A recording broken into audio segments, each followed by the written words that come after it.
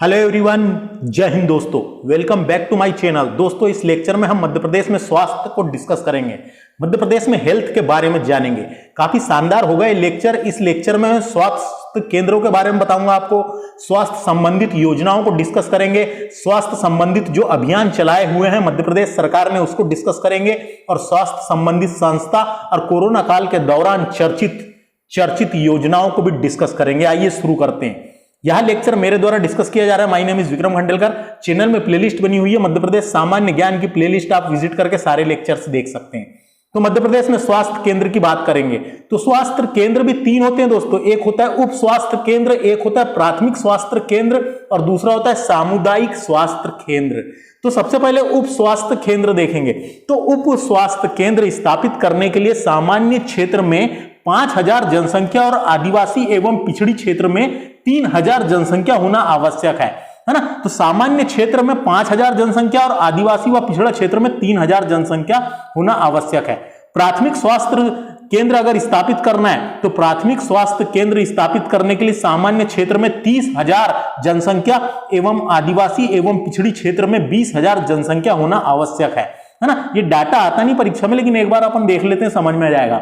सामुदायिक स्वास्थ्य केंद्र होते हैं दोस्तों। तो सामुदायिक स्वास्थ्य केंद्र स्थापित करने के लिए सामान्य क्षेत्र में 1,20,000 जनसंख्या एवं आदिवासी एवं पिछड़े क्षेत्रों में 80,000 जनसंख्या का होना आवश्यक है ना। तो ये जो मैंने बोल के बताया वही यहां पे लिखा हुआ है, देखिए। स्वास्थ्य केंद्र लिखे, उप स्वास्थ्य केंद्र में सामान्य क्षेत्र में 5000 और आदिवासी एवं पिछड़ी क्षेत्र में 3000 जनसंख्या का होना आवश्यक है। इतनी जनसंख्या होगी तो एक उप स्वास्थ्य केंद्र सरकार स्थापित कर देती है ना। वर्तमान में 1100 यानी 11,192 उप स्वास्थ्य केंद्र है दोस्तों। 11,192 उप स्वास्थ्य केंद्र है। प्राथमिक स्वास्थ्य केंद्र जो है इसके लिए 30,000 जनसंख्या सामान्य क्षेत्र में और आदिवासी एवं पिछड़े क्षेत्र में 20,000 जनसंख्या का होना आवश्यक है। 1170 प्राथमिक स्वास्थ्य केंद्र है दोस्तों वर्तमान में मध्य प्रदेश में।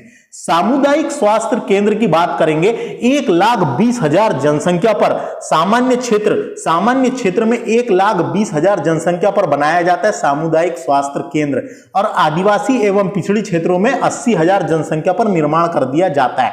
वर्तमान में 334 सामुदायिक स्वास्थ्य केंद्र है दोस्तों, है ना। जिला अस्पताल कितने? तो जिला अस्पताल प्रत्येक जिला मुख्यालय पर एक बनाया जाता है। हर जिले में एक एक जिला अस्पताल है, आप देखे होंगे।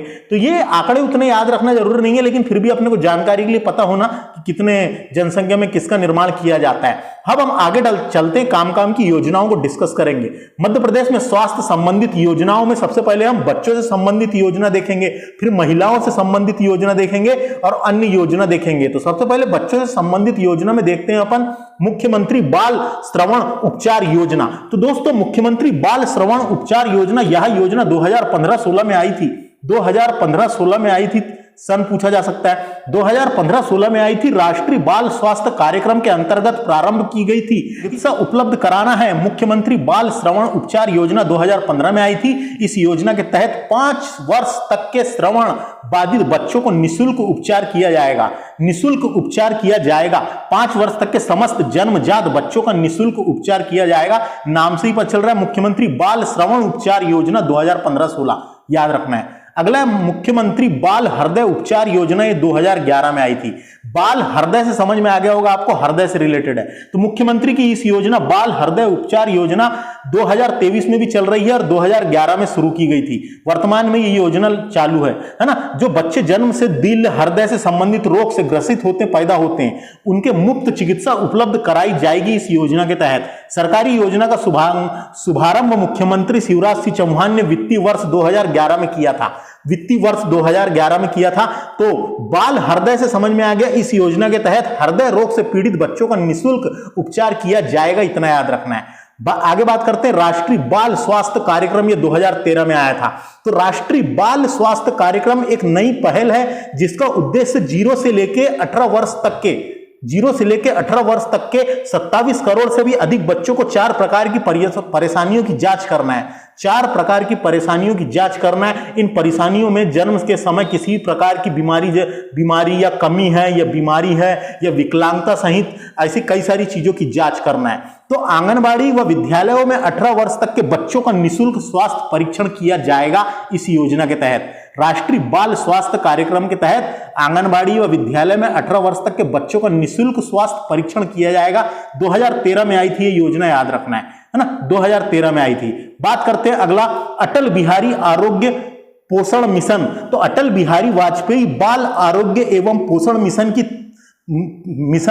ताजा तिमाही रिपोर्ट के अनुसार मैं आपको बता रहा हूं, मध्य प्रदेश में करीब 78,000 बच्चों में कुपोषण मिला है। मध्य प्रदेश में करीब 78,000 बच्चों में कुपोषण मिला है। ये जो बच्चे हैं उसमें रोजाना आंगनबाड़ी पहुंचते थे और रिपोर्ट जनवरी, फरवरी, मार्च 2023 में सब पता चली और कुपोषण के शिकार पाए गए हैं। तो उसके अनुसार अटल बिहारी आरोग्य पोषण मिशन शुरू किया गया 2010 में, है ना, शुरू किया गया 2010 में। मध्य प्रदेश के बच्चों में कुपोषण दूर करने के लिए, कुपोषण होता है दोस्तों जिसमें खाना नहीं मिलता तो शरीर का विकास नहीं हो पाता, तो मध्य प्रदेश के बच्चों में कुपोषण दूर करने के लिए अटल बिहारी आरोग्य पोषण मिशन का प्रारंभ किया गया। इस मिशन के तहत शक्तिमान योजना संचालित की जा रही है। इस मिशन के तहत एक योजना भी संचालित की जा रही है, शक्तिमान योजना। बच्चों के लिए शक्तिमान योजना भी संचालित की जा रही है। तो अटल बिहारी आरोग्य पोषण मिशन कब आया पूछा जा सकता है, 2010 में। समझ में आ गया, कुपोषण दूर करने के लिए लाई गई है, याद रखना है। अपन ने बच्चों से रिलेटेड स्वास्थ्य संबंधित योजना डिस्कस कर लिए, अब महिलाओं से संबंधित स्वास्थ्य संबंधित योजना डिस्कस करते हैं। तो एक आया है मंगल दिवस योजना।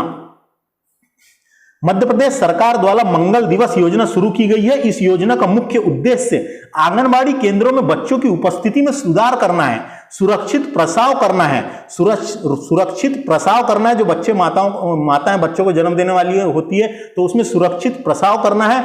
मृत्यु दर और शिशु मृत्यु दर को कम करना, है ना, बच्चों में कुपोषण में कमी लाना और उन्हें उपयुक्त सुविधा प्रदान करके किशोर लड़कियों की उचित देखभाल शामिल है इस योजना के तहत। मंगल दिवस योजना 2007-8 में आई थी। मंगल दिवस योजना तो समझ में आ गया। मंगल दिवस योजना के बारे में 2007-8 में आई थी, मैंने बोल के बता दिया।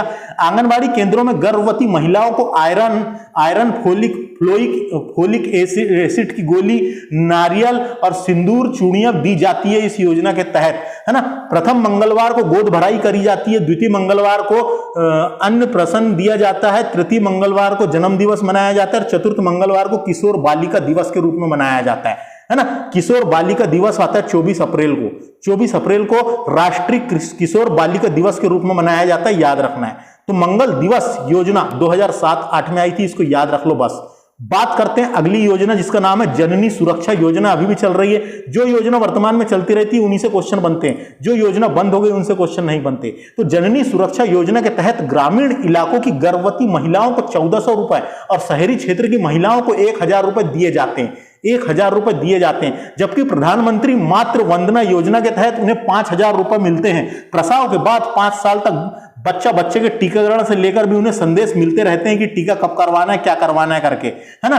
तो ये डायरेक्ट क्वेश्चन आ सकता है। जननी सुरक्षा योजना कब शुरू की गई, तो 12 अप्रैल 2005 को शुरू की गई थी, याद रखना है। जननी सुरक्षा योजना 12 अप्रैल 2005 को शुरू की गई थी। स्तनगत प्रसव की सुविधा उपलब्ध कराने की योजना है। 6000 रुपए राशि प्रदान की जाती है। मातृ एवं शिशु मृत्यु दर को कम करने के लिए जननी सुरक्षा योजना लाई गई थी 12 अप्रैल 2005। तारीख इंपॉर्टेंट है ना। अगला बात करेंगे आयुष्मती योजना।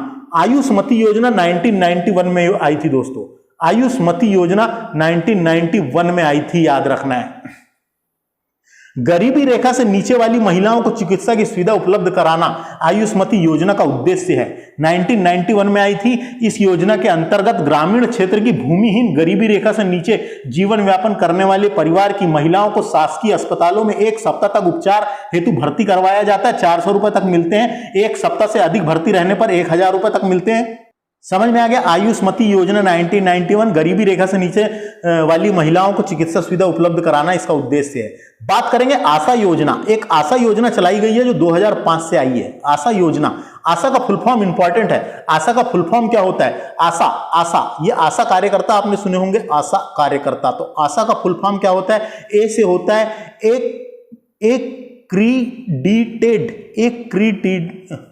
एक्रीडिटेड सोशल हेल्थ एक्टिविस्ट है ना, एक्रीडिटेड सोशल हेल्थ एक्टिविस्ट। इसको हिंदी में बोल सकते हैं आवास स्वरोजगार योजना। आशा योजना को बोल सकते हैं अपन आवास स्वरोजगार योजना। दोस्तों ये 2005 में आई थी। हर गांव में एक आशा कार्यकर्ता होती है, सुने होंगे आपने, तो वो है मेरी चाची भी आशा कार्यकर्ता है ना। तो आशा योजना 2005, इसको याद रखना है, आशा योजना 2005 में आई थी। तो प्रत्येक गांव में मान्यता प्राप्त सामाजिक स्वास्थ्य कार्यकर्ता आशा को अपन ये भी बोल सकते हैं सामाजिक स्वास्थ्य कार्यकर्ता। आशा के द्वारा प्रसव सेवा मदद करना, प्रसव सेवा है ना, प्रसव सेवा की मदद करना इसका उद्देश्य है। आशा कार्यकर्ता 25 से लेकर 45 वर्ष तक की विवाहित हो गया, अविवाहित महिला हो सकती है। एक विवाहित या अविवाहित महिला होती है दोस्तों, है ना। तो दो गांव की एक आशा कार्यकर्ता होती है, 2 गांव की एक आशा कार्यकर्ता होती है, जनसंख्या के हिसाब से बनाया जाता है। आशा का फुल फॉर्म याद रखना है, 2005 में शुरू हुई थी। आशा का फुल फॉर्म मैंने बोल के बताया था अभी थोड़ी देर पहले, है कि नहीं। एक्रीडिटेड सोशल हेल्थ एक्टिविस्ट 2005 में आई थी। तो आशा योजना भारत सरकार द्वारा चलाई जाने वाली एक सरकारी योजना है जो महिलाओं को आर्थिक रूप से स्वतंत्र बनाने के लिए बनाई गई है। इस योजना का मुख्य उद्देश्य महिलाओं को आर्थिक रूप से सशक्त बनाना, ताकि वे अपनी जिंदगी को आगे बढ़ा सके। इस योजना के अंतर्गत महिलाओं को आर्थिक रूप से सहायता दी जाती है, जैसे कि उन्हें कामकाज करना, ब्याज दर, ये कई सारी चीजें, और महिलाओं के प्रसव को दूर करना, महिलाओं के प्रसव से बचाना। महिला जब भी गर्भवती होती है तो उसकी देख रेख एक आशा कार्यकर्ता करती है पूरे जन्म तक के बच्चे के जन्म तक, और वही लेके जाती है अस्पताल, है ना। तो ये समझ में आ गया। अब अपन आगे बात करते हैं, आशा कार्यकर्ता, आशा वाला समझ में आ गया। अब अपन आगे बात करते हैं कोरोना काल के दौरान चर्चित योजना है।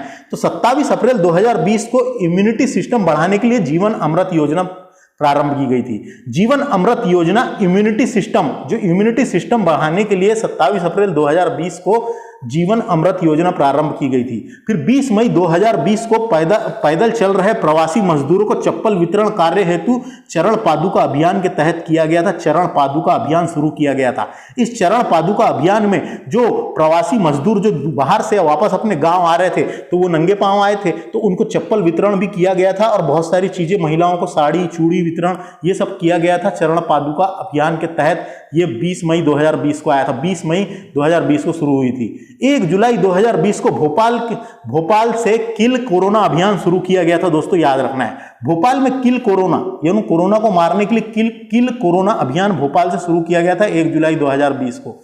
मध्य प्रदेश में 6 जुलाई 2020 से हमारा घर हमारा विद्यालय अभियान शुरू किया गया था। हमारा घर हमारा विद्यालय अभियान, ये 6 जुलाई 2020 से हमारा घर हमारा विद्यालय, यानी लॉकडाउन के दौरान जो स्कूल बंद थे उस टाइम पे शुरू किया गया था ये अभियान, हमारा घर हमारा विद्यालय अभियान। उसके बाद अगला है एक संकल्प बुजुर्ग के नाम से अभियान शुरू किया गया था। एक संकल्प बुजुर्ग के नाम से एक अभियान मध्य प्रदेश सरकार ने चलाया है। एक मास्क अनेक जिंदगी योजना या अभियान भी चलाया गया है। एक मास्क अनेक जिंदगी अभियान भी चलाया है। और सहयोग करने से सुरक्षा मिलेगी, ये अभियान भी चलाया था मध्य प्रदेश सरकार द्वारा, सहयोग से सुरक्षा। तो ये कोरोना काल के दौरान मध्य प्रदेश की चर्चित योजनाएं थी। ये पैराग्राफ को एक बार पढ़ लेना है बस। में आ गया। अब अन्य स्वास्थ्य संबंधित योजनाओं को डिस्कस करते हैं। एक है योजना है जिसका नाम है दीन दयाल एम्बुलेंस सुविधा योजना। ये 2011-12 में आई थी दोस्तों। क्या नाम है इसका? इसका नाम है दीन दयाल एम्बुलेंस सुविधा योजना, है ना। इसका उद्देश्य, इस योजना का उद्देश्य राज्य सरकार द्वारा इस योजना के माध्यम से मध्य प्रदेश के सुदूर आदिवासी क्षेत्रों में गुणवत्तापूर्ण सेवाएं पहुंचाना है। दूर दराज के इलाके में जहां अस्पताल नहीं है वहां प्रारंभिक जांच, उपचार और इलाज की सुविधा प्रदान करना, महिलाओं के प्रसव संबंधित जांच करना, उन्हें अन्य जानकारी प्रदान करना इस योजना का उद्देश्य है। इस योजना के माध्यम से 108 डायल करके आप एम्बुलेंस आकस्मिक चिकित्सा हेतु सहायता प्रदान कर सकते हैं। किसी को कोई भी दिक्कत है अस्पताल से रिलेटेड, उपचार से रिलेटेड, तो वो 108 यानी 108 डायल करके अपने एम्बुलेंस को अपने घर बैठे बुला सकते हैं जहां भी ज़रूरत पड़ने पर, और इस योजना का लाभ ले सकते हैं। दोस्तों याद रखना है 11-12 में आई थी ये योजना। बात करेंगे सरदार पटेल निशुल्क औषधि वितरण योजना। 17 नवंबर 2012 को आई थी ये। सरदार वल्लभ भाई पटेल निशुल्क 250 से अधिक निशुल्क दवाएं उपलब्ध कराई जाएगी और 24 घंटे सेवा उपलब्ध है सरदार पटेल निशुल्क औषधि वितरण योजना में। यह योजना सेठ गोविंद दास अस्पताल जबलपुर से प्रारंभ की गई थी। सेठ गोविंद दास अस्पताल जबलपुर में है, याद रखें। दीन दयाल अंत्योदय उपचार योजना 2004 में आई थी। क्या नाम है इसका? दीन दयाल अंत्योदय उपचार योजना। दीन दयाल अंत्योदय उपचार योजना सितंबर 2004 में लागू की गई। इस योजना का उद्देश्य गरीबी रेखा से नीचे सभी वर्गों के परिवार को बीमारी पड़ने पर गुणवत्तापूर्वक स्वास्थ्य सेवा उपलब्ध कराना है। इसमें 20,000 रुपये की सीमा तक निःशुल्क जांच एवं उपचार की पात्रता एक परिवार को ही वित्तीय वर्ष में दी जा सकती है। इतना याद रखें, दीनदयाल अंत्योदय योजना से, है ना, सितंबर 2004 में आई थी। गरीबी रेखा से नीचे 2000 तक स्वास्थ्य सेवा प्रदान करना, 20,000 तक स्वास्थ्य सेवा प्रदान करना है। दीनदयाल चालित अस्पताल योजना 2006 में आई थी। दोस्तों दीनदयाल चालित अस्पताल योजना को मध्य प्रदेश शासन द्वारा 29 मई 2006 को शुरू किया गया। इस योजना के अंतर्गत चलित वाहन के माध्यम से आदिवासी क्षेत्र के गांवों में लोगों को निःशुल्क स्वास्थ्य संबंधित सुविधाएं दी जाती है। डॉक्टर, स्टाफ, जरूरी उपकरण और दवाई के साथ मुफ्त इलाज के लिए वाहन में गांव-गांव जाते हैं। उसे ही बोला गया है दीनदयाल चालित अस्पताल योजना 2006। आदिवासी दूर दराज क्षेत्र में 150 दीनदयाल चालित अस्पताल द्वारा स्वास्थ्य सेवाएं पहुंचाई जा रही है। इतना याद रखें इससे। अब बात करते हैं अपन क्या, अब देखिए दोस्तों, ये समाचार पन्नों में बजट, मध्य प्रदेश का जो बजट आया था वो स्वास्थ्य क्षेत्र में कितना खर्च किया गया है 2022-23 का, उसको भी देख लेते हैं। तो स्वास्थ्य क्षेत्र के लिए 2022-23 में 13,642 करोड़ का प्रावधान किया गया है। कितने का? 13,642 करोड़ का प्रावधान किया गया है। वर्ष 2022-23 में 10,000 उप स्वास्थ्य केंद्र और 12,000 प्राथमिक स्वास्थ्य केंद्रों को हेल्थ एंड वेलनेस सेंटर के रूप में विकसित किया जाएगा। हेल्थ एंड वेलनेस सेंटर के रूप में विकसित किया जाएगा, याद रखना है।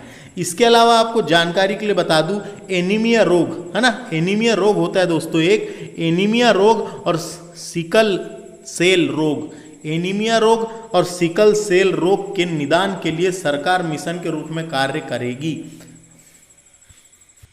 एनीमिया एक रोग होता है दोस्तों। एनीमिया शरीर में लाल रक्त कोशिकाओं की कमी हो जाती है या खराब हो जाती है। लाल रक्त कोशिकाओं के कारण होता है खराब, लाल रक्त कोशिकाओं के कारण एनीमिया रोग होता है। लाल रक्त कोशिकाएं, रेड ब्लड सेल की कमी हो जाती है, उस कारण शरीर में ऑक्सीजन पहुंचना कम हो जाता है और उसी वजह से एनीमिया रोग होता है। तो बोल सकते हैं अपन खून की कमी, है ना, खून की कमी होने लगती है, लाल रक्त कोशिकाओं की कमी होने लगती है। इसीलिए आंगनबाड़ी में आयरन की गोली देते हैं और महामारी के दौरान खासकर एनीमिया की कमी हो जाती है। कई बार यानी एनीमिया की गोली, आयरन की गोली देते हैं, है ना। तो ये एनीमिया। वैसे ही एक रोग होता है जिसका नाम है सिकल सेल रोग। सिकल सेल रोग, तो ये क्या होता है? सिकल सेल रोग। तो सिकल सेल रोग जो होता है, सिकल सेल रोग के नाम से जाना जाता है। ये एक पीढ़ी से अगली पीढ़ी में जाता ही है। जेनेटिक रोग है, हंसिया के आकार में बन जाती है और जल्दी नष्ट हो जाती है। हंसिया के आकार में बन जाती है और जल्दी नष्ट हो जाती है, उसे ही बोला गया है ना, उसे ही बोला गया सिकल सेल रोग। इतना याद रखें बस। नसों में खून का बहाव भी रुक जाता है, कमी हो जाती है, आरबीसी की कमी हो जाती है। अगला फैक्ट है, प्रदेश में सरकारी मेडिकल कॉलेज में एमबीबीएस की सीट की संख्या 2035 से बढ़ाकर 3,250 की जाएगी। बस ये प्रावधान किया गया था।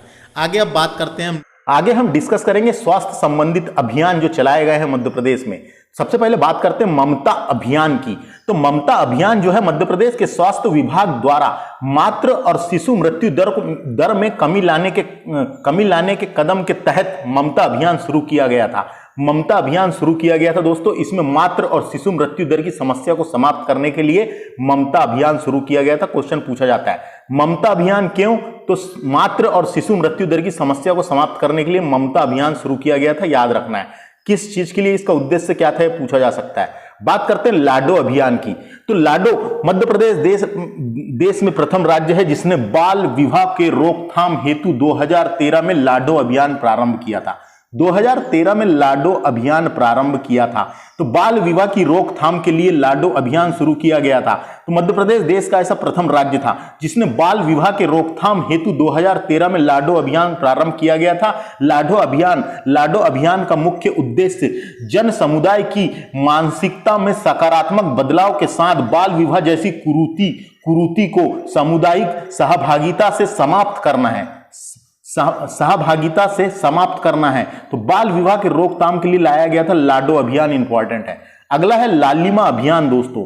लालिमा अभियान, इस अभियान के तहत किशोरी बालिकाएं, गर्भवती महिलाएं व बच्चों को दूध पिलाने वाली माताओं को पौष्टिक आहार की जानकारी देंगे। साथ ही उन्हें स्वस्थ रहने के तरीके भी बताए जाते हैं लालिमा अभियान के तहत, है ना। खान पान का कारण सही नहीं होता तो उससे संबंधित जानकारी, किशोरी व महिला एनीमिया हो जाता है ना। तो क्या होता है, सही खान पान नहीं होने के कारण बड़ी संख्या में किशोरी व महिलाओं को एनीमिया हो जाता है, मां कमजोर हो जाती है और उसके गर्भ में पलने वाला शिशु भी कमजोर पैदा होता है।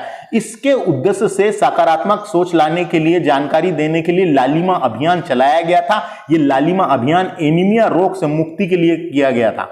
एनीमिया एक रोग होता है दोस्तों, एनीमिया एक रोग होता है। एनीमिया शरीर में लाल रक्त कोशिकाओं की कमी हो जाती है, जो रेड ब्लड सेल की कमी हो जाती है, खराब लाल रक्त कोशिकाएं के कारण होता है। इस कारण शरीर के अंगों में ऑक्सीजन पहुंचना कम हो जाता है, इसीलिए एनीमिया रोग होता है दोस्तों। तो एनीमिया रोग समझ में आ गया। आरबीसी रेड ब्लड सेल की कमी हो जाती है या रेड ब्लड सेल कम होने लगते हैं, खराब होने लगते हैं, उस वजह से एनीमिया रोग होता है। इसीलिए एनीमिया रोग से मुक्ति के लिए आयरन की गोली वो आंगनबाड़ी में प्रदान किया जाता है। तो अपने को इतना ही याद रखना है, लालिमा अभियान में एनीमिया रोग से मुक्त के लिए शुरू किया गया था लालिमा अभियान, है ना। लालिमा अभियान एनीमिया रोग से मुक्ति के लिए शुरू किया गया था, है ना। किशोर बालिकाएं, गर्भवती महिलाएं, दूध पिलाने वाली माताएं, इन सब में कमी हो जाती है आयरन की, इस वजह से किया गया था। अगली बात करेंगे गौरवी अभियान। गौरवी अभियान क्या है दोस्तों? तो गौरवी अभियान जो है ये मध्य प्रदेश सरकार की एक योजना है जो महिलाओं के सम्मान्य और उनके संरक्षण के लिए शुरू की गई है। महिलाओं के सम्मान्य और उनके संरक्षण के लिए शुरू की गई है, जिसमें घरेलू हिंसा का बचाव व महिला के सम्मान के लिए शुरू किया गया था। जो घरेलू हिंसाएं जो होती है महिलाओं के साथ, घरेलू हिंसाओं के बचाव के लिए व महिला सम्मान के लिए शुरू किया गया था गौरवी अभियान, याद रखना। गौरवी अभियान पूछा जाएगा, घरेलू हिंसा, है ना, और महिला सम्मान के लिए। अगला है आस्था अभियान दोस्तों। तो शिवराज सिंह चौहान ने टीबी और मलेरिया के रोकथाम हेतु शुरू किया गया था आस्था अभियान। टीबी की एक बीमारी होती है ना, और एक मलेरिया के रोकथाम हेतु शुरू किया गया था दोस्तों, है ना। तो श्री शिवराज सिंह चौहान ने मातृ शिशु मृत्यु दर को कम करने और कुपोषण को मिटाने के लिए यह अभियान शुरू किया गया था। और इस चलते में मध्य प्रदेश में मातृ और शिशु मृत्यु दर में कमी लाई जाएगी और कुष्ठ टीबी और टीबी के मरीजों को और मलेरिया के रोकथाम हेतु मरीजों को निःशुल्क उपचार भी किया जाएगा। इस अभियान के तहत इसका नाम रखा गया था आस्था अभियान। आस्था अभियान किससे संबंधित है पूछेगा, टीबी और मलेरिया के रोकथाम हेतु शुरू किया गया था, याद रखना है। बात करेंगे सुपोषण अभियान। सुपोषण नाम से पता चल रहा है, सुपोषण यानी कुपोषण के खिलाफ आंगनबाड़ी को गोद लेने के लिए शुरू किया गया था। कुपोषण के खिलाफ आंगनबाड़ी को गोद लेने के लिए शुरू किया गया था। तो महात्मा गांधी की 150वें जन्म दिवस पर 2 अक्टूबर को 0 से लेकर 5 कि कुपोषित और एनीमिया पीड़ित बच्चे, है ना, बच्चे और महिलाओं को कुपोषण एवं एनीमिया से मुक्त करने के लिए मध्य प्रदेश ने आंगनबाड़ी में यहाँ मध्य प्रदेश सुपोषण अभियान शुरू किया था। मध्य प्रदेश सुपोषण अभियान प्रारंभ किया था। सुपोषण दूर करेंगे, बच्चों व महिलाओं को स्वास्थ्य करने का परीक्षण भी किया जाएगा आंगनबाड़ी में, और जो कुपोषण और एनीमिया से जो प्रॉब्लम हो जाती है उसको दूर करने के लिए मध्य प्रदेश सरकार द्वारा मुख्यमंत्री सुपोषण अभियान शुरू किया गया था। पूछा जाएगा सुपोषण अभियान, तो कुपोषण को खत्म करने के लिए याद रखना है। अगला है मुस्कान अभियान। मुस्कान अभियान नाम है इसका, मुस्कान। तो क्या हुआ, मुस्कान अभियान यानी मुस्कान आ जाएगी, महिला जागरूकता और उनके सम्मान के लिए शुरू की गई थी। महिलाओं के लिए महिला जागरूकता और उनके सम्मान के लिए, महिला जागरूकता और उनके सम्मान के लिए शुरू की गई थी। महिला जागरूकता और उनके सम्मान के लिए मुस्कान अभियान शुरू किया गया था, है ना। जो और ये मुस्कान अभियान के तहत ये भी शुरू किया गया था कि जो बच्चे गुम हो जाते हैं, उनकी तलाश में भी ये मुस्कान अभियान रंग लाई। जो बच्चे गुम जाते हैं, है ना, माता पिता से बिछड़ जाते हैं, उनको मिलाने के लिए भी ये अभियान शुरू किया गया था, जिसका नाम मुस्कान अभियान रखा गया था। इंदौर से शुरू हुआ। इंदौर ऐसा अव्वल जिला था जिसने इसमें सफलता हासिल की थी। मुस्कान अभियान पूछेगा, महिला जागरूकता और उनके सम्मान के लिए शुरू किया गया था, और जो बच्चे गुमशुदा बच्चों को मिलाने के लिए भी शुरू किया गया था मुस्कान अभियान। अगला इंपॉर्टेंट अभियान है जो पूछा जा सकता है, पंख अभियान। बेटी बचाओ और बेटी पढ़ाओ हेतु शुरू किया गया था, है ना। बेटी बचाओ और बेटी पढ़ाओ। तो मध्य प्रदेश के मुख्यमंत्री शिवराज सिंह चौहान ने 24 जनवरी 2021 को, कब, 24 जनवरी 2021 को शुरू किया गया था। 2021 को शुरू किया गया था। 24 जनवरी को राष्ट्रीय 24 जनवरी को राष्ट्रीय बालिका दिवस के रूप में मनाया जाता है, राष्ट्रीय बालिका दिवस। तो उसी दौरान पंख अभियान शुरू किया गया था। तो मुख्यमंत्री शिवराज सिंह चौहान ने 24 जनवरी 2021 को राष्ट्रीय बालिका दिवस के अवसर पर पंख अभियान शुरू किया गया था। मध्य प्रदेश पंख अभियान शुरू किया गया था। इस अभियान का मुख्य उद्देश्य लड़कियों को सुरक्षा, जागरूकता, पोषण संबंधित ज्ञान और स्वास्थ्य प्रदान करना इस अभियान का उद्देश्य था, है ना, ताकि लड़कियां देश भर में हर स्तर पर अपने अधिकारों के लिए लड़ सके, अपना अधिकार पा सके, उनको सामान्यता में ला सके। इसलिए शुरू किया गया था पंख अभियान। बेटी बचाओ और बेटी पढ़ाओ के लिए शुरू किया गया था। क्वेश्चन आ सकता है, बेटी बचाओ और बेटी पढ़ाओ, है ना, बेटी बचाओ और बेटी पढ़ाओ, उसके लिए शुरू किया गया था पंख अभियान, है ना। तो इस अभियान का मुख्य उद्देश्य पूछेगा तो लड़कियों को सुरक्षा की जागरूकता में करना और पोषण संबंधित ज्ञान और स्वास्थ्य प्रदान करना इसका मुख्य उद्देश्य था, और इसको बेटी बचाओ बेटी पढ़ाओ के तहत किया गया था। यह पूछा जा सकता है। उदिता अभियान, अगला है उदिता अभियान। दोस्तों, उदिता अभियान या उदिता योजना के नाम से भी जाना जाता है। किशोरियों को महामारी के दौरान स्वच्छता के प्रबंध की जानकारी देना। किशोरियों को जो महामारी हो जाती है ना, जो पीरियड का टाइम होता है, तो किशोरियों को महामारी के दौरान स्वच्छता के प्रबंध की जानकारी देना इसका उद्देश्य है। उदित योजना के अंतर्गत किशोरों को मासिक धर्म जो आता है, मासिक धर्म संबंधित स्वास्थ्य को बढ़ावा दिया गया है। इस योजना में किशोरों को पोषण व स्वास्थ्य संबंधित मुद्दे पर विचार विमर्श करने के मंच तैयार करके और किशोरियों को जानकारी देने के लिए शुरू किया गया था उदिता अभियान, है ना। समझ में आ गया? बस 18 से लेकर 49 ईयर की महिलाओं को, है ना, बताने के लिए उदिता अभियान। किशोरियों को महामारी के दौरान स्वच्छता के प्रबंध की जानकारी देना इसका उद्देश्य है। बात करेंगे अगला बाल संजीवनी अभियान। बाल संजीवनी अभियान दोस्तों, मध्य प्रदेश बाल संजीवनी अभियान का 8वां संस्करण 2006 में आया था। अप्रैल 2006 में शुरू किया गया था। इस अभियान का उद्देश्य बाल कुपोषण को कम करना, बाल कुपोषण को कम करना है। इस अभियान के तहत 9 महीने से लेकर 3 साल तक बच्चों को विटामिन ए की खुराक दी जाती है। तो बाल संजीवनी अभियान पूछेगा, कुपोषण से संबंधित है, कुपोषण को कम करना इसका उद्देश्य है। और बस इतना याद रखें। अगला है चरण पादुका अभियान। दोस्तों, चरण पादुका अभियान क्या हुआ था? चरण पादुका अभियान जुलाई 2023 में शुरू किया गया। चरण पादुका अभियान। इसमें क्या, इस योजना के तहत पात्र लाभार्थी को मुफ्त में जूते चप्पल, महिलाओं के लिए साड़ी, पीने पानी की बोतलें और बारिश के मौसम में छाता खरीदने के लिए 200 रुपए दिए जाते हैं चरण पादुका अभियान के तहत। और प्रवासी मजदूरों से संबंधित है ये, जो प्रवासी मजदूर जो बाहर जाते हैं कमाने खाने, है ना, उनको दिया जाता है, उससे तहत ये है। और कोरोना के बाद से शुरू हुआ था दोस्तों का, कोरोना के बाद जब बहुत सारे लोग वापस आए थे वापस आ रहे थे अपने इलाके में, अपने एरिया में, तो आते आते उनको चप्पल वितरण करना, ये भी चरण पादुका अभियान के तहत ही था। उसके बाद ये चरण पादुका तहत के आगे अपडेट हुई ये योजना, और चरण पादुका अभियान के तहत प्रवासी मजदूरों से संबंधित है, पूछेगा कभी तो प्रवासी मजदूरों से संबंधित है। और ये योजना फिर से शुरू की गई, जुलाई 2023 में शुरू की गई। इस योजना के तहत पात्र लाभार्थी को मुफ्त में जूते चप्पल, महिलाओं के लिए साड़ी, पीने की बोतल पानी की और बारिश के मौसम में छाता खरीदने के लिए 200 रुपए प्रदान किए जाते हैं। बात करेंगे अगला अपन सांस, SAANS, सांस एक अभियान है दोस्तों, जिसमें 5 साल से कम उम्र के बच्चों को निमोनिया के बारे में शीघ्र पता लगाने और अधिक जागरूकता सुनिश्चित करने के लिए शुरू किया गया था, है ना। तो निमोनिया के कारण शिशु मृत्यु दर को कमी लाने के लिए शुरू किया गया था, याद रखना है। निमोनिया के कारण शिशु मृत्यु दर को कमी करने के लिए शुरू किया गया था। इसका पूरा नाम होता है social awareness and action to neutralise phenomena successfully. इसका पूरा नाम है फिनोमिनिया सक्सेसफुली, ये इसका पूरा नाम है। कभी पूछा जा सकता है, याद रखना है, कभी पूछा जा सकता है ना, कभी पूछा जा सकता है। सांस का फुल फॉर्म क्या है? Social awareness and action for neutralize pneumonia successfully, इसका पूरा नाम है सांस का। और ये अभियान निमोनिया के कारण शिशु मृत्यु दर को कमी लाने के लिए शुरू किया गया था। 5 साल से कम उम्र के बच्चों को निमोनिया के बारे में शीघ्र पता लगाना और जागरूकता फैलाना सुनिश्चित करना। निमोनिया एक बीमारी होती है दोस्तों, निमोनिया एक बीमारी होती है जो फेफड़ों में हो जाती है, फेफड़ों में, है ना, फेफड़ों में होती है ना। फेफड़ों में 1 या 2 थैलियां होती है, तो उसमें जलन पैदा होने लगती है, एक संक्रमण होता है, थैलियों में पानी भर जाता है, ऐसा फेफड़ों में होती है, फेफड़ों से संबंधित है। निमोनिया में वायु की थैलियों में द्रव एवं मवाद भर जाता है, कभी कभी संक्रमण हो जाता है ना, उसमें थोड़े संक्रमण फैल जाते हैं, जानलेवा भी हो सकता है। ये बच्चों में ज्यादातर होता है ना, छोटे बच्चों में ज्यादातर होता है, छोटे बच्चों में, और 65 वर्ष से अधिक उम्र वाले लोगों को अधिक प्रभावित करता है। में आ गया, बच्चों में होता है निमोनिया, है ना, फेफड़ों में हो जाता है, छोटे बच्चों में होता है, और बच्चों में और 65 वर्ष से अधिक उम्र वाले व्यक्ति को प्रभावित कर देता है। कभी कभी निमोनिया फेफड़ों में संक्रमण हो जाता है उस वजह से।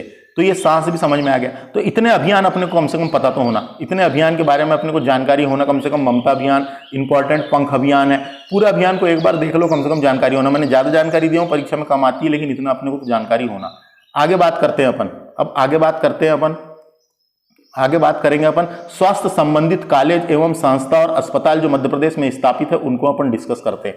सबसे पहले बात करते हैं दोस्तों अखिल भारतीय आयुर्विज्ञान संस्थान, जिसे IIMS कहते हैं, IIMS कहते हैं, अखिल भारतीय आयुर्विज्ञान संस्थान, जिसे IIMS कहते हैं। अखिल भारतीय भारत के सार्वजनिक आयुर्वेदिक महाविद्यालयों का समूह होता है ये, है ना, जिसमें है ना समूह होता है। तो अखिल भारतीय आयुर्वेदिक संस्थान IIMS 2012 में भोपाल में स्थापित किया गया, याद रखना है, पूछा जा सकता है। भोपाल में कब स्थापित किया गया? 2012 में। एम्स बोलते हैं इसको, एम्स भोपाल में है, याद रखना है। एम्स कहां पर है? एम्स भोपाल में है। AIIMS अखिल भारतीय आयुर्विज्ञान संस्थान, है ना, बस इतना याद रखे। इसको इंग्लिश में बोलते हैं all India institute for medical science, all India institute for medical science Bhopal में है। 2012 में स्थापित किया गया था। इसका नामकरण राजमाता विजयराजे सिंधिया के नाम पर प्रस्तावित है। तो जो भोपाल का जो एम्स है, उसका नाम राजमाता विजयराजे सिंधिया के नाम पर रखा जाएगा, ऐसा प्रस्तावित है, याद रखना है। बात करेंगे प्रथम यूनानी चिकित्सक महाविद्यालय। तो आपको जानकारी के लिए बता दूं, मध्य प्रदेश का पहला यूनानी चिकित्सक महाविद्यालय बुरहानपुर में है। डायरेक्ट क्वेश्चन आता है, डायरेक्ट। यूनानी चिकित्सा होती है, चिकित्सा पद्धति होती है दोस्तों एक यूनानी। तो मध्य प्रदेश का पहला यूनानी चिकित्सक महाविद्यालय पूछेगा तो कहां? बुरहानपुर में है। डायरेक्ट क्वेश्चन आता है। मध्य प्रदेश का पहला यूनानी चिकित्सा महाविद्यालय कहां पर है? महाविद्यालय की बात हो रही है, बुरहानपुर में। इसका पूरा नाम सोफिया हमीदिया ताबिया यूनानी महाविद्यालय रखा गया है। तो इसका नाम किसके नाम पर रखा गया है? सोफिया हमीदा ताबिया यूनानी महाविद्यालय, है ना। तो मध्य प्रदेश का पहला यूनानी चिकित्सक महाविद्यालय पूछेगा बुरहानपुर में। इसका नाम सोफिया हमीदा ताबिया यूनानी महाविद्यालय के नाम पर रखा गया, इतना याद रखना है। अगला है गांधी मेडिकल कॉलेज। तो गांधी मेडिकल कॉलेज भोपाल में पूछे, गांधी मेडिकल कॉलेज कहाँ है, क्वेश्चन भी आया है पीबी की एग्जाम में, भोपाल में है। इसका उद्घाटन 13 अगस्त 1955 में लाल बहादुर शास्त्री के द्वारा किया गया था। जो प्रधानमंत्री थे लाल बहादुर शास्त्री के द्वारा 13 अगस्त 1955 को किया गया था। गांधी मेडिकल कॉलेज भोपाल में, याद रखना है। हिरदाराम प्राकृतिक एवं योग महाविद्यालय, हिरदाराम, क्या नाम है, हिरदाराम प्राकृतिक एवं योग महाविद्यालय। ये योग एवं प्राकृतिक चिकित्सा महाविद्यालय भोपाल के बैरागढ़ में है दोस्तों, बैरागढ़ में। तो बैरागढ़ में एक विद्यालय बनाया गया है जिसका नाम है हिरदाराम प्राकृतिक एवं योग महाविद्यालय। हिरदाराम प्राकृतिक एवं योग महाविद्यालय भोपाल के बैरागढ़ में, याद रखना है ना। प्राकृतिक एवं योग, प्राकृतिक तरीके से और योग के थ्रू बनाया गया, इलाज किया जाता है यहाँ पे। आगे बात करते हैं अपन मदर मिल्क बैंक की। तो मदर मिल्क बैंक होता है दोस्तों, याद रखना है ना। मदर मिल्क बैंक होता है एक, इतना याद रखें। तो मदर मिल्क बैंक है ना।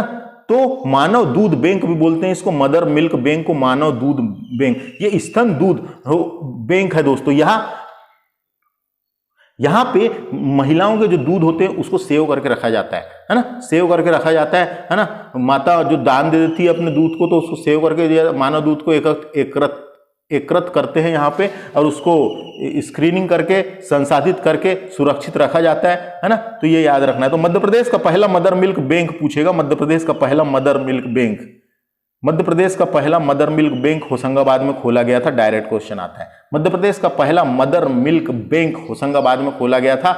इस बैंक में मां के दूध को 6 दिन तक सुरक्षित रखा जाता है, मां के दूध को 6 दिन तक सुरक्षित रखा जाता है। जबकि भारत का प्रथम मदर मिल्क बैंक मुंबई में लीलावती अस्पताल में खोला गया था। तो कभी पूछेगा भारत का पहला मदर मिल्क बैंक मुंबई के लीलावती हॉस्पिटल में खोला गया था, और मध्य प्रदेश का पहला मदर मिल्क बैंक होशंगाबाद में खोला गया था। मदर मिल्क बैंक क्या है आपको समझ में आ गया ना। माता अपने दूध को वहां पे दान दे सकती है, तो डॉक्टर के बताने के बाद वहां पे अपना जैसे ब्लड डोनेट करते हैं वैसे दूध भी डोनेट किया जाता है दोस्तों। जो दूध बहुत ही फायदेमंद होता है, जो बच्चे है ना, जो नवजात शिशु होते हैं उनको जैविक रूप से काम आता है, जीने के लिए काम आता है। तो समझ में आ गया मदर मिल्क बैंक होशंगाबाद। अब बात करते हैं मध्य प्रदेश के कुछ आयुर्वेदिक कॉलेज स्थापित है, उनको देख लेते हैं। तो राजकीय धन्वंतरी आयुर्वेदिक कॉलेज, ये उज्जैन में है दोस्तों। 1958 में उसकी स्थापना है ना। धन्वंतरी नाम रखा गया है, राजकीय स्टेट लेवल का राजकीय धन्वंतरी आयुर्वेदिक कॉलेज है ना, उज्जैन में है। उज्जैन में है, याद रखना, 1958 में हुई थी। धन्वंतरी है ना, जो धनतेरस मनाते हैं दोस्तों, धन्वंतरी आयुर्वेद वाले थे, आयुर्वेद के चिकित्सक थे है ना, तो उनके नाम पर रखा गया है ना। तो राष्ट्रीय आयुर्वेदिक दिवस भी होता है, एक राष्ट्रीय आयुर्वेदिक दिवस, वो धनतेरस के दिन मनाया जाता है ना। तो यहाँ क्या लिखा है, राजकीय धन्वंतरी आयुर्वेदिक कॉलेज उज्जैन में है, 1958 में हुई थी स्थापना। अगला है राजकीय अष्टांग आयुर्वेदिक महाविद्यालय इंदौर में, 1972 में हुई थी स्थापना। पंडित खुशीलाल आयुर्वेदिक महाविद्यालय भोपाल में 1995 में हुई थी स्थापना। तो धन्वंतरी आयुर्वेदिक कॉलेज उज्जैन में है, एक याद रखे है ना। दूसरा है अष्टांग आयुर्वेदिक महाविद्यालय कहां पर है, तो ये इंदौर में है। और पंडित खुशीलाल आयुर्वेदिक महाविद्यालय पूछेगा भोपाल में है। तो तीन ही जगह समझ लो, उज्जैन, इंदौर, भोपाल, तो याद रखने की बनती है ये। बात करते हैं दीदी कैफे की। तो दीदी कैफे शुरू किया गया दोस्तों, सबसे पहले दीदी कैफे उत्तर प्रदेश में शुरू किया गया था है ना। दीनदयाल अंत्योदय योजना के तहत, राष्ट्रीय शहरी जीविका मिशन के तहत भी शुरू किया गया। महिला समूह स्कूल और सरकारी ऑफिसों में कैंटीन संचालित करती थी, तो उसी के बाद कैंटीन संचालित करती थी महिलाएं, तो उसी के बाद है ना मध्य प्रदेश में जरूरतमंद महिलाओं को रोजगार देने के लिए 52 जिलों में 127 दीदी कैफे खोले जाएंगे। 127 दीदी कैफे खोले जाएंगे। दीदी कैफे में हाइजेनिक चाय नाश्ता तैयार किया जाएगा। समझ में आ गया, हाइजेनिक चाय नाश्ता तैयार किया जाएगा। दीदी कैफे को बढ़ावा देने के लिए पंचायत एवं ग्रामीण विकास विभाग ने इन कैफे की संख्या 158 कर दी। 158, 127 थे तो 158 कर दी।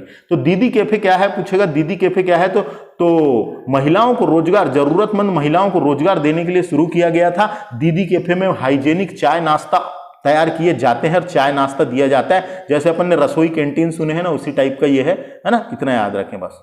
आगे बात करते हैं मध्य प्रदेश के अन्य मेडिकल कॉलेज देखते हैं अपन फटाफट से। तो गजरा रज मेडिकल कॉलेज है ना। गजरा राज्य है, गजरा राज्य मेडिकल कॉलेज, ये ग्वालियर में है, 1946 में स्थापना हुई थी। ये मध्य प्रदेश का पहला मेडिकल कॉलेज था। क्वेश्चन आता है मध्य प्रदेश का पहला मेडिकल कॉलेज कौन सा था, तो गजरा राज्य मेडिकल कॉलेज ग्वालियर में 1946। इसकी स्थापना इंपॉर्टेंट है क्योंकि पहला था, 1946 में शुरू किया गया था। महात्मा गांधी मेडिकल कॉलेज कहाँ है, इंदौर में है, 1948 में हुई थी स्थापना। देखो यहाँ पे कंफ्यूज नहीं होना है, गांधी मेडिकल कॉलेज पूछेगा तो भोपाल में है, गांधी मेडिकल कॉलेज भोपाल में है, लेकिन ये इसका नाम क्या है पूरा, महात्मा गांधी मेडिकल कॉलेज एक इंदौर में है, महात्मा गांधी के नाम पर 1948 में हुई थी स्थापना।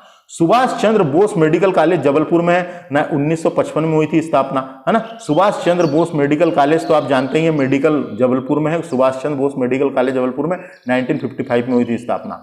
एक और है गांधी मेडिकल कॉलेज, वही वाला भोपाल वाला जिसकी अभी बात किया था अपन ने, 1955 में हुई थी स्थापना। श्याम शाह मेडिकल कॉलेज रीवा में इंपॉर्टेंट है, 1963। क्वेश्चन ऐसे ही आ जाते हैं कई बार, श्याम शाह मेडिकल कॉलेज कहां पर है, तो रीवा में है, याद रखें। इसके अलावा बुंदेलखंड में एक मेडिकल कॉलेज है जिसका नाम बुंदेलखंड मेडिकल कॉलेज, ये सागर में है, 2007 में हुई थी स्थापना, है ना। बुंदेलखंड मेडिकल कॉलेज पूछेगा तो सागर में है, बुंदेलखंड सागर क्षेत्र। अटल बिहारी वाजपेयी मेडिकल कॉलेज विदिशा में है, याद रखना है, 2018 में हुई थी स्थापना। अटल बिहारी वाजपेयी मेडिकल कॉलेज कहां है, विदिशा में है, 2018 में। तो इनको याद रखना आसान है। गजरा राज्य मेडिकल कॉलेज ग्वालियर में है, मध्य प्रदेश का पहला मेडिकल कॉलेज था, 1946 में हुई थी स्थापना। महात्मा गांधी मेडिकल कॉलेज इंदौर, सुभाष चंद्र वाला कहां पे है, जबलपुर में। गांधी मेडिकल कॉलेज भोपाल में, श्याम शाह वाला रीवा में, बुंदेलखंड मेडिकल कॉलेज सागर विदिशा में है, सागर में है, और अटल बिहारी वाजपेयी विदिशा में है। फिर समझ में आ गया। अब हम देखते हैं स्वास्थ्य संबंधित परीक्षा उपयोगी तथ्य। तो एक खेसरी दल का गठन किया गया था, एक खेसरी दल। क्या था ये, तो दम में सस्ती होने की वजह से खेसरी दाल में सस्ती होने की वजह से, दाल है दोस्तों ये, है ना, खेसरी दाल को गरीबों की थाली भी कहा जाता है, याद रखना है। एक दाल है, दाल खाया ना अपन ने, है ना, दाल भात खाते हैं, वही वाली दाल है। तो खेसरी दाल को गरीबों की थाली भी कहा जाता है। इसके साइड इफेक्ट को देखते हुए मध्य प्रदेश सरकार ने इस पर पाबंदी लगा दी दोस्तों, उससे साइड इफेक्ट भी बहुत ज्यादा होते थे, है ना। इसके सेवन से न्यूरोलॉजिकल विकार यानी लेथरिज नामक रोग हो जाता है। इसकी वजह से शरीर के निचले हिस्से में अपंगता फैलने लगती है, इसलिए इसको बंद कर दिए, ये दाल को उतना करना। तो ये समझ में आ गया। तो क्या है इसका नाम, लेथेराइस सेटाइबस लिन, है ना, लेथेराइस सेटाइबस लिन, है ना। तो ये पूछेगा तो ये क्या है करके पूछेगा तो दाल है, याद रखना है। खेसरी दाल एक प्रकार की दाल है जिसको मध्य प्रदेश सरकार ने बंद कर दी क्योंकि उससे न्यूरोलॉजिकल विकार यानी लेथरिज्म नामक रोग होता था। कौन सा रोग होता था, लेथरिज्म नामक एक रोग होता था। बात करते हैं अगला लीला जोशी की। लीला जोशी को पद्मश्री मिला है 2019 से सम्मानित। लीला जोशी का संबंध रतलाम जिले से, रतलाम की थी दोस्तों। इन्होंने जीवन में 27 वर्ष तक आदिवासी क्षेत्रों में कुपोषण और एनीमिया के उपचार में समर्पित कर दिए। फ्री में इलाज करती थी, कुपोषण और एनीमिया के उपचार में समर्पित कर दिए और फ्री में इलाज करती थी, अपनी सेवा देते रही कई साल तक के, है ना। तो लीला जोशी मध्य प्रदेश की मदर टेरेसा कहा जाता है। इसका नाम की वजह उनका काम है, उन्होंने आदिवासी महिलाओं के लिए देश में मातृ मृत्यु दर का आंकड़ा अधिक कम कर दिया है। आदिवासी महिलाओं में इनका आंकड़ा बहुत ज्यादा था तो उसको कम किया, है ना। 22 साल से आदिवासी महिलाओं का मुफ्त इलाज कर रही है ये, है ना। 42 साल की लीला जोशी 42 साल की थी, तो 42 साल की हो गई थी ये, लेकिन 22 साल तक के आदिवासियों का मुफ्त में इलाज कर रही थी। इसको मध्य प्रदेश का मदर टेरेसा, निस्वार्थ सेवा करती थी, इनको मध्य प्रदेश की मदर टेरेसा कहा जाता है। लीला जोशी याद रखना है। आगे बात करते हैं उपचार स्वास्थ्य सेवा। तो रोग ग्रहित होने के बाद स्वास्थ्य सेवा प्रदान करना औपचारिक स्वास्थ्य सेवा कहलाता है। तो ये औपचारिक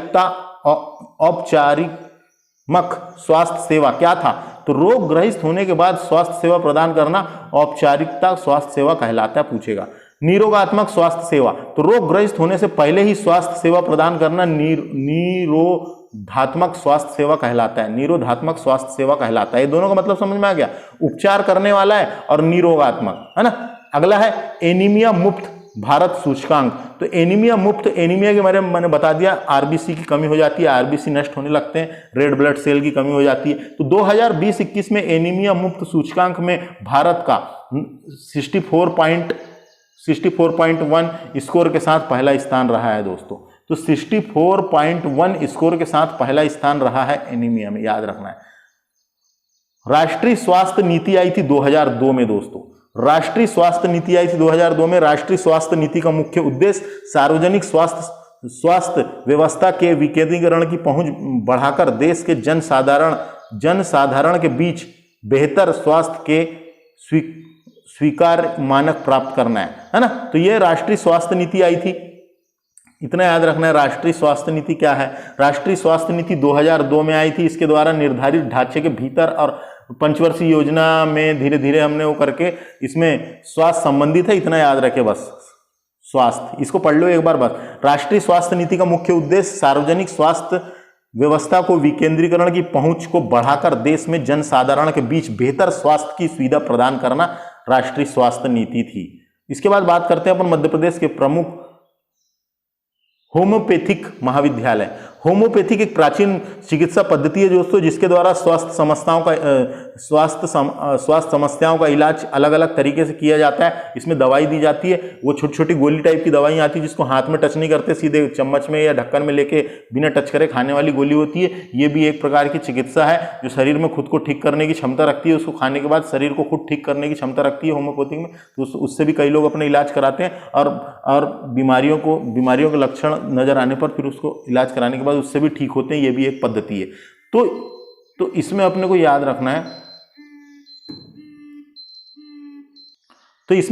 रखना है, शासकीय स्वशासी होम्योपैथिक महाविद्यालय भोपाल में है दोस्तों। क्या नाम है इसका? स्वशासी होम्योपैथिक महाविद्यालय भोपाल में। नारायण श्री होम्योपैथिक महाविद्यालय भोपाल में, देखो भोपाल में 2 हो गए। Ramakrishna college of homeopathic and medical science Bhopal में 3 हो गए। उसके अलावा ये याद रख रहा है रामनाथ सिंह होम्योपैथिक महाविद्यालय, ये भिंड में। देखो 3 भोपाल में, भिंड में। इंदिरा गांधी होम्योपैथिक महाविद्यालय ये कहाँ पे? धार में है। महात्मा गांधी होम्योपैथिक महाविद्यालय कहाँ? जबलपुर में है। वसुंधरा राजे होम्योपैथिक महाविद्यालय ग्वालियर में। तो बहुत आसान याद रखना है। देखो स्वशासी होम्योपैथिक भोपाल में है, होम्योपैथिक महाविद्यालय भोपाल में, रामकृष्ण कॉलेज होम्योपैथिक भोपाल में। तो भिंड में एक अलग है जिसका नाम क्या है? रामनाथ सिंह, है ना, रामनाथ सिंह होम्योपैथिक महाविद्यालय एक भिंड में, एक धार में है। इंदिरा गांधी होम्योपैथिक महाविद्यालय धार में और महात्मा गांधी होम्योपैथिक जबलपुर में। ये वसुंधरा राजे वाला पूछेगा तो ग्वालियर में। इसको एक बार देख लेना है और याद रख लेना है, कभी पूछा तो। बात करेंगे मिशन इंद्रधनुष योजना, है ना। एक योजना चलाई गई जिसका नाम क्या रखा गया था? मिशन इंद्रधनुष। तो मिशन इंद्रधनुष, तो इंद्रधनुष में 7 रंग को प्रदर्शित करने वाला मिशन इंद्रधनुष 7 रंग को प्रदर्शित करता है ना ये मिशन इंद्रधनुष, इसलिए 7 बीमारी को इसमें शामिल किया गया है ना। तो क्या हुआ? मिशन इंद्रधनुष में 7 रंग को प्रदर्शित करने वाला मिशन इंद्रधनुष का उद्देश्य उन बच्चों का टीकाकरण 2020 तक के टीकाकरण करना है जिन्हें टीके नहीं लगे हैं, और उसमें शामिल की गई बीमारी के बारे में मैं आपको बताऊंगा।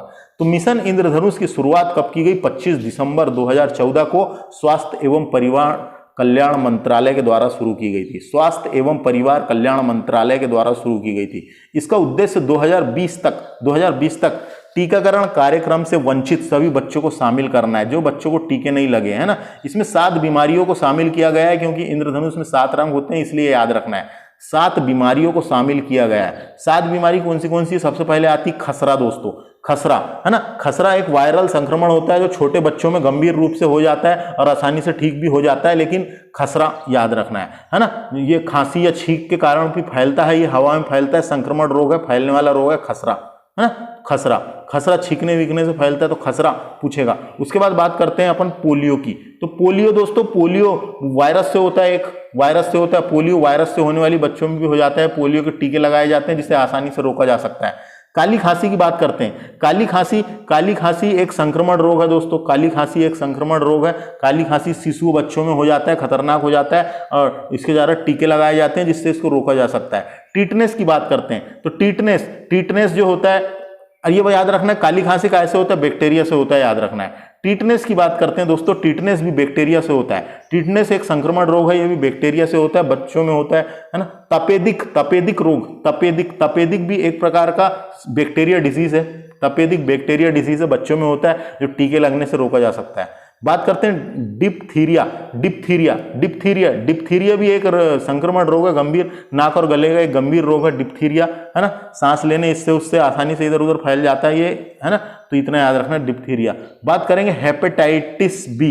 हेपेटाइटिस बी दोस्तों, हेपेटाइटिस बी रोग जो है ये हेपेटाइटिस बी, ये हेपेटाइटिस एक गंभीर बैक्टीरिया संक्रमण है जो नाक और गले से फैलता है, नाक और गले से फैलता है। और हेपेटाइटिस बी विषाणु के कारण होता है, याद रखना विषाणु के कारण है ना, वायरस के कारण होता है हेपेटाइटिस बी। विषाणु के कारण होने वाला लीवर का एक गंभीर, लीवर में होता है दोस्तों ये कहाँ होता है, हेपेटाइटिस बी लीवर की एक गंभीर संक्रमण है जिसे टीके द्वारा आसानी से रोका जा सकता है। तो कहाँ पे होता है हेपेटाइटिस बी पूछेगा कभी, तो लीवर की प्रॉब्लम है, लीवर, ये पता होना आपको, ये परीक्षा के लायक है।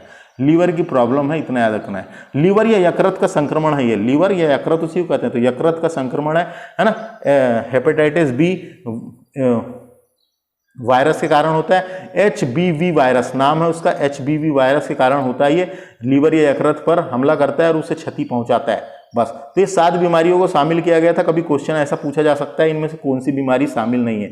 खसरा हो गया, पोलियो हो गया, काली खांसी, टीटनेस, तपेदिक, डिप्थीरिया और हेपेटाइटिस बी, ये सब देखो यहाँ पे ये मिशन इंद्रधनुष में 7 रंग होते हैं, 7 बीमारियों के बारे में बताया गया है।